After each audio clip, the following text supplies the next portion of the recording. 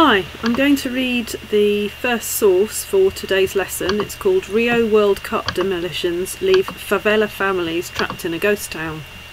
You'll find it on your email. From the roof of his home in the Favela do Metro, Iamar Freitas enjoys one of the best views in town. Look south and you see the Christ the Redeemer statue towering over Rio's mountains.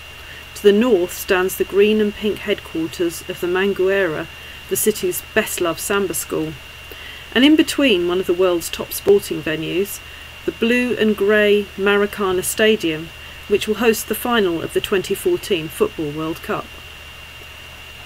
We worked hard to build this place, said Freitas, 35 and unemployed, whose family moved to Rio from Brazil's impoverished northeast 20 years ago.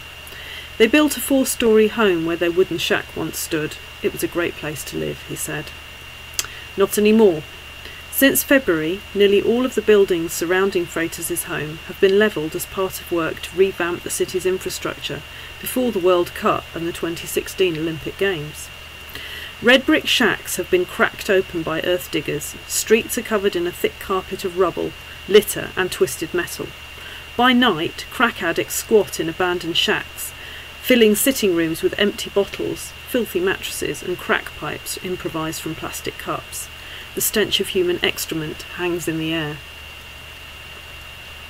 It looks like you're in Iraq or Libya, Freitas said, wading across mounds of debris that now encircle his home. I don't have any neighbours left. It's a ghost town. Among them are elderly women and children, including a 4-year-old boy with microcephaly and cerebral palsy. We ask God to support us so our hearts don't give out, said 77-year-old Sebastian de Souza, who has spent 13 years in the favela sharing a damp, cramped apartment with her daughter and 4-year-old great-grandson who now plays football next to a heap of broken concrete, abandoned furniture and discarded toys. Souza says she hoped to be relocated to a nearby estate. It's so sad, it used to be pretty round here. The reasons for the favela's demolition are disputed. Locals believe authorities plan to replace it with a car park for the nearby stadium, a story endorsed by one demolition worker. The World Cup is on its way and they want this area, said Freitas. I think it's inhumane. Rio's housing secretary, Jorge Bitar, said the demolition was part of a £280 million project to transform the region around the Maracana, itself the centre of a £330 million pre-World Cup revamp. Cultural centres, tree-lined plazas and a cinema would be built, he said. This is a very poor community with very precarious homes built in an inappropriate area, and we are offering these families dignity, he said.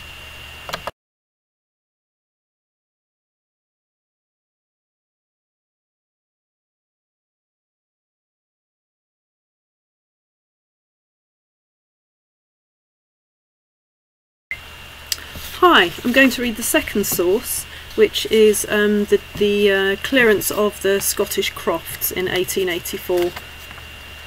Mr. Ross went from Glasgow to Greenyard all the way to investigate the case upon the spot, and found that Mr. Taylor, a native of Sutherland, well educated in the evicting schemes and murderous cruelty of that county, and Sheriff Substitute of Rossshire, marched from Tain upon the morning of the 31st of March at the head of a strong party of armed constables with heavy bludgeons and firearms, conveyed in carts and other vehicles, allowing them as much ardent drink as they chose to take before leaving, and on their march so as to qualify them for the bloody work which they had to perform.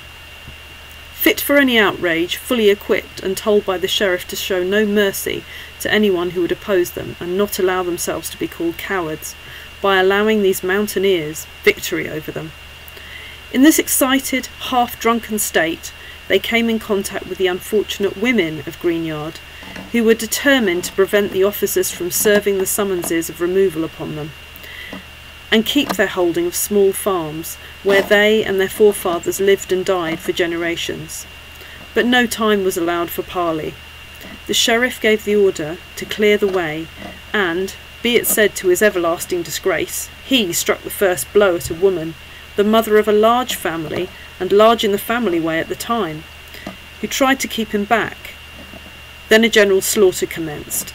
The women made noble resistance until the bravest of them got their arms broken, then they gave way. This did not allay the rage of the murderous brutes. They continued clubbing at the protectless creatures until every one of them was stretched on the field, weltering in their blood, or with broken arms, ribs, and bruised limbs. In this woeful condition, many of them were handcuffed together. Others tied with coarse ropes, huddled into carts, and carried prisoners to tame.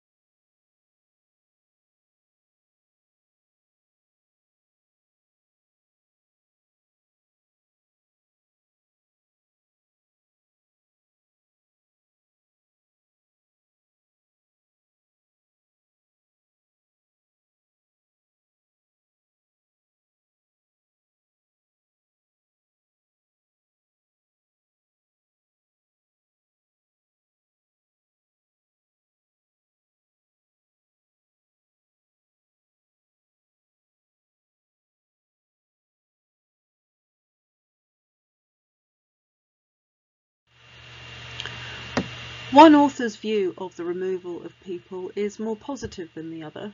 Which is which?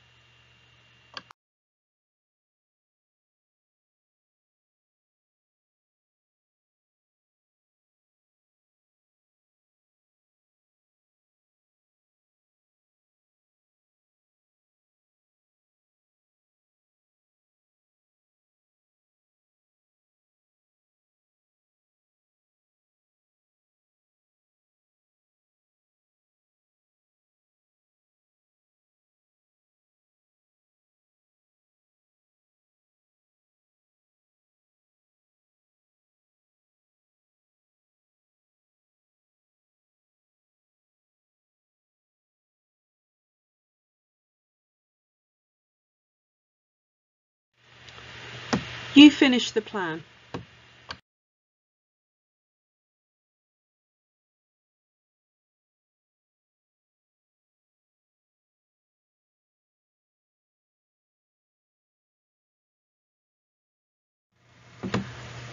Time to write. Please answer this question and submit your answer pasted directly into an email, from Word if you like, during lesson time. I will mark it and send it back to you when I've done so. It might not be during the lesson, but I will do my best. Good luck.